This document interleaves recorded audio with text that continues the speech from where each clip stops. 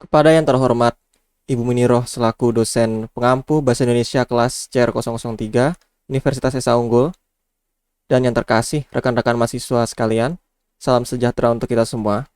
Pada kesempatan kali ini, saya akan mempresentasikan tentang diksi. Oke, langsung saja kita lanjut. Oke, sebelumnya kita pointer. Oke,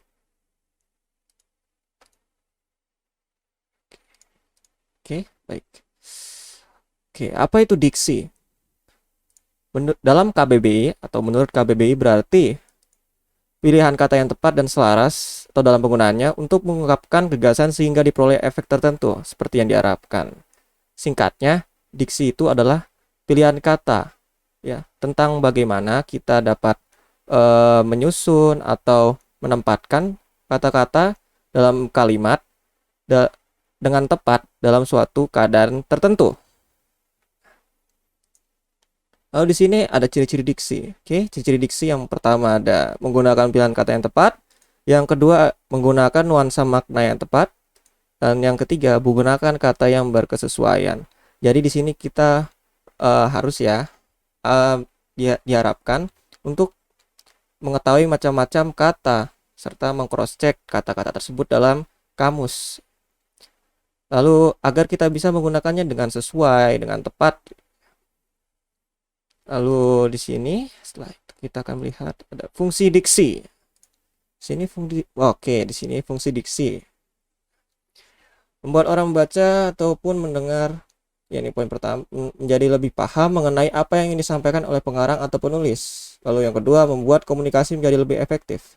Dua poin ini begitu penting dalam ketika kita membuat makalah, paper, ataupun jurnal, sehingga informasi yang kita sampaikan dapat tersampaikan dengan baik dan menjadi lebih efektif ya, dan maknanya tidak misinterpretasi atau salah interpretasi oleh audiens. Lalu di sini ada poin ketiga, melambangkan ekspresi yang ada dalam gagasan secara verbal, tertulis ataupun terucap. Nah, nanti di sini ada kita bisa nanti akan dibahas gitu bagaimana penulisan dan pelafalan gitu dapat membedakan satu kata gitu ya. Habis suatu kata bisa membentuk ekspresi ataupun gagasan yang tepat sehingga dapat menyenangkan pendengar ataupun membacanya. Jadi nanti ada nuansa makna yang akan kita bahas nanti. Oke, selanjutnya kita lihat cakupan diksi. Yang pertama ada berdasarkan makna. Dalam berdasarkan makna pertama kita ada denotasi dan konotasi. Oke, denotasi itu makna dasar atau asli kata tersebut. Nah, terus habis itu di situ ada konotasi adalah makna kiasan atau bukan makna sebenarnya. Nah, bedanya ya, kok kita bisa melihat bedanya di sini. Kalau denotasi itu makna dasar, kita tidak memerlukan kita hanya menggunakan makna dasar dari kata tersebut. Nah, contohnya di sini ada pria itu tampan, si itu matang. Lalu konotasi. Konotasi itu makna kiasan ya, bukan makna sebenarnya yang difungsikan sebagai untuk menunjukkan ekspresi ya, mengekspresikan nuansa makna dari kalimat tersebut. Contohnya situ ada kritikan itu begitu pedas, yang mungkin berarti seorang yang menerima gitu ya, kritikan yang cukup mengena gitu di dalam hatinya gitu. Nah, lalu ada telingaku terasa panas. Nah, ini mungkin menggambarkan seseorang yang telah muak gitu dibicarakan terus-menerus mungkin dari khalayak lain. Nah, oke, langsung aja kita lanjut.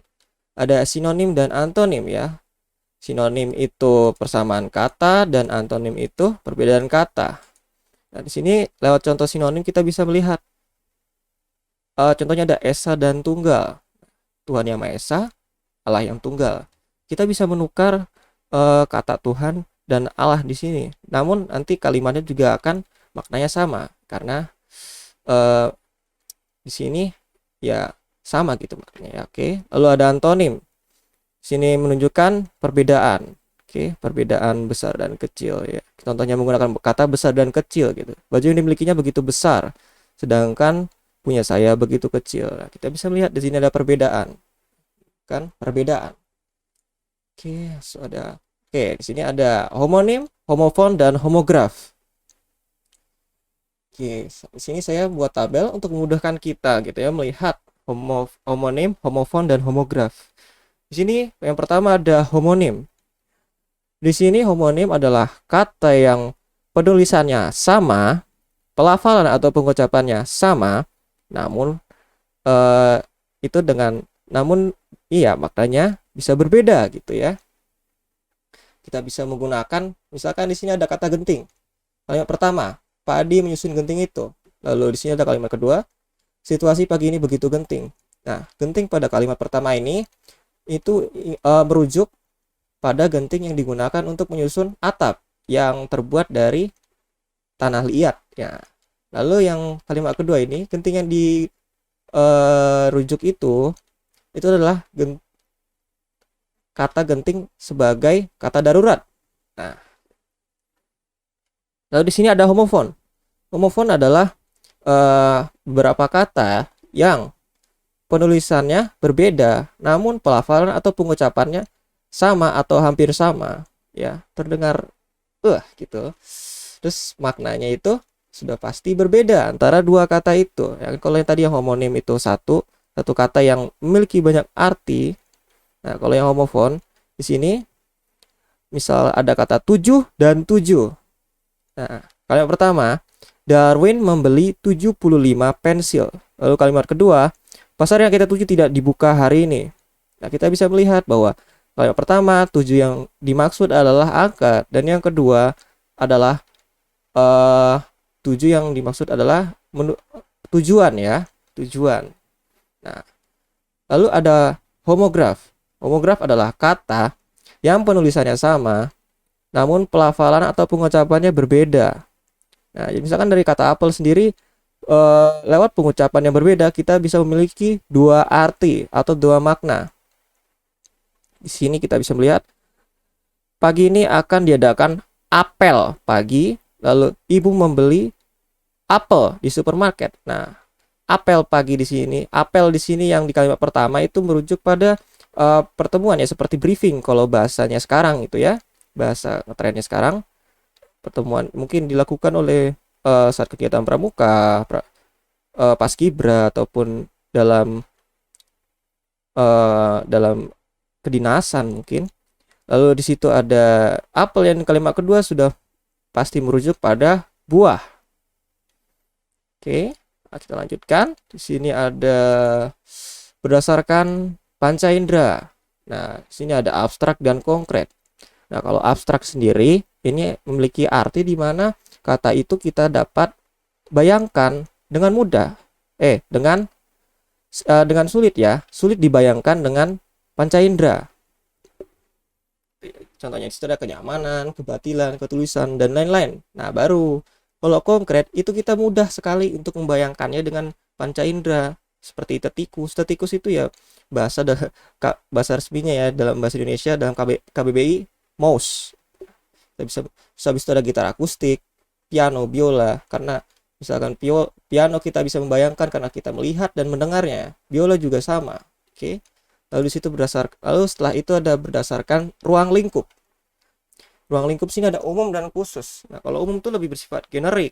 Nah, masih mencakup makna lain. Jadi masih bisa kita lebih kerucutkan lagi gitu ya. Seperti contohnya kalau yang umum itu ada kendaraan, makanan, minuman, dan lain-lain. Nah, kalau khusus itu maknanya lebih sempit dan mengkerucut. Jadi lebih spesifik. Contohnya ada mobil, motor, bor, dan lain-lain. Lalu ada berdasarkan baku tidaknya suatu kata. Nah, contohnya itu di situ. Nah, baku tidaknya suatu kata ini bisa dilihat dari KBBI ya, kaidah bahasa yang baik dan benar di KBBI. Jadi kalau misalkan tidak termasuk gitu, berarti itu tidak baku. Nah, contohnya ada praktik dan praktek. Kita tidak pernah mendengar kata praktekum. Kita pasti lebih mendengar kata praktikum. Nah, salah satu contohnya itu. Oke. Nah, terima kasih. Cukup sekian dari saya. Mohon maaf jika ada salah kata atau kekurangan. Sekali lagi saya ucapkan terima kasih.